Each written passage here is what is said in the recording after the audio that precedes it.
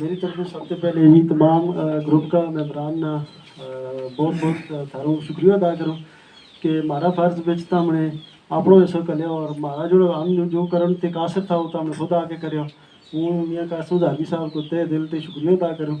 और इस कत्ल का हवाला तो असल में आप पॉइंट ऑफ व्यू सिर्फ यो दूँ कि देखो इस दुनिया में 7 अरब इंसान है, 7 अरब इंसान बिचू एक आदमी ने क्यों मारे चले और एक आदमी ने अगर मारे चले तो उसके ऊपर बाकी 6,99,999 लोग क्यों चुपे। जुल्म असल पे उस टाइम बढ़ जाए जिस टाइम उस जुल्म ना रोकण की इस्तात थारी ज़ुबान से भी चले जाए और थारा दिल से भी चले जाए। मेरा नहीं ख्याल कि इलाका भंगियां में किसी शख्स की कहना कि जुल्म ने पहले हाथ ना रोको उसके बाद उसने ज़बान ना रोको और फिर दिल से उसने बुरो जानो। हम एकदम मेरे ख्याल पे दिल से उफरे शुरू हो गया। हमने हाथ ना भी रोकना चाहिए था, हमने ज़ुबान ना भी रोकना चाहिए। और इंशाअल्लाह ताला यो मेरी प्रॉमिस है उन्हें बचा ना कि मेरा तक जो को जो है वो अपना ज़िंदगी का दायरा कार में रह के अपनी हर मुमकिन कोशिश करूँगा कि जालिम ना उसकी सज़ा मिले और मजलूम ने जो है उसको हाथ दिलाया चले।